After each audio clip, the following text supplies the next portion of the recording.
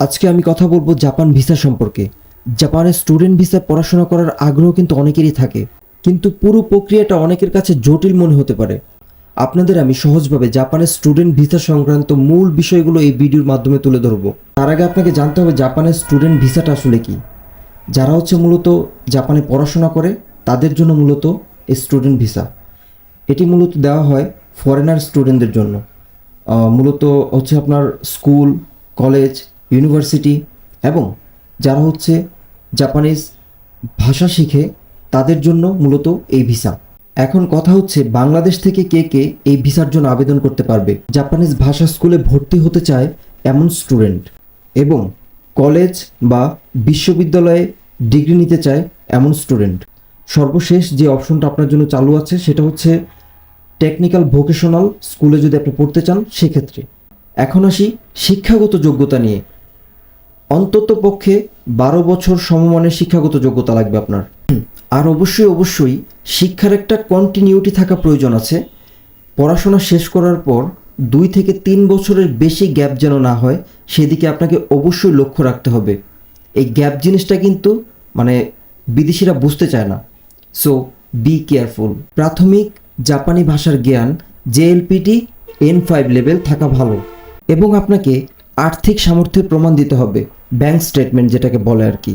যেমন ধরেন জাপানে আপনি জব করছেন না, এখন বাংলাদেশ থেকে নিয়ে আপনার ভরণ পোষণ এবং টিউশন ফি আপনি দিতে পারবেন এমন একটা প্রমাণ তাদের প্রয়োজন।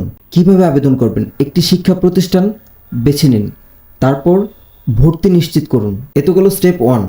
এখন স্টেপ 2, সিওই অর্থাৎ সার্টিফিকেট অফ এলিজিবিলিটি সংগ্রহ করুন। আর সংগ্রহ করার পর শিক্ষা প্রতিষ্ঠান আপনার হয়ে জাপান ইমিগ্রেশন অফিসে সিওই এর জন্য আবেদন করবে।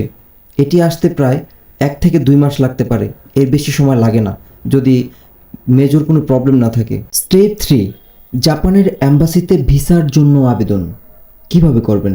সিওই হাতে পাওয়ার পর আপনাকে যেটা করতে হবে, জাপানের দূতাবাসে যাবেন, সেখানে গিয়ে ওইখানে গিয়ে আবেদন করতে হবে আপনার ভিসার জন্য। তো আপনাকে সিওইটা হাতে নিয়ে যেতে হবে এবং আপনাকে প্রয়োজনীয় ডকুমেন্টসগুলো সংগ্রহ করে নিয়ে যেতে হবে।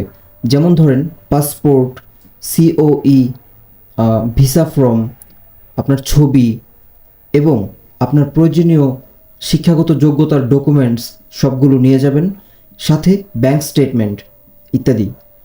এইগুলো নিয়ে গেলে আপনার ভিসার জন্য আপনি আবেদন করতে পারবেন। স্টেপ 4, এখন আপনি ভিসা পেয়ে গেলেন।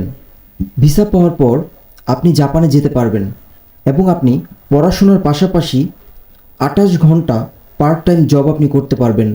আর পার্ট টাইম জবের যেই একটা ভিডিও কিছুদিনের মধ্যে আমার অ্যাকাউন্টে আপলোড করা হবে, সো দেখতে ভুলবেন না। তো আমরা পরের কথায় ফিরে যাচ্ছি। এখন আমরা স্টেপ 5 নিয়ে কথা বলবো।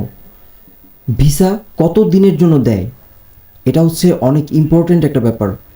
1 থেকে 1.5 বছরের মতো আপনাকে ভিসা দিতে পারে বাংলাদেশ থেকে। আমি 1 বছরে পেয়েছিলাম, আবার অনেকে 1.5 বছরের পেয়েছিল। তো আসলে এটা বলা যাচ্ছে না।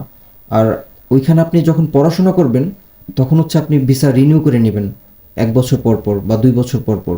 এটা আপনার ওই স্কুল কলেজের উপর ডিপেন্ড করে আর কি, আপনাকে কত দিনের ভিসা দিচ্ছে। সো আজকের ভিডিও এই পর্যন্তই। ধন্যবাদ সবাইকে।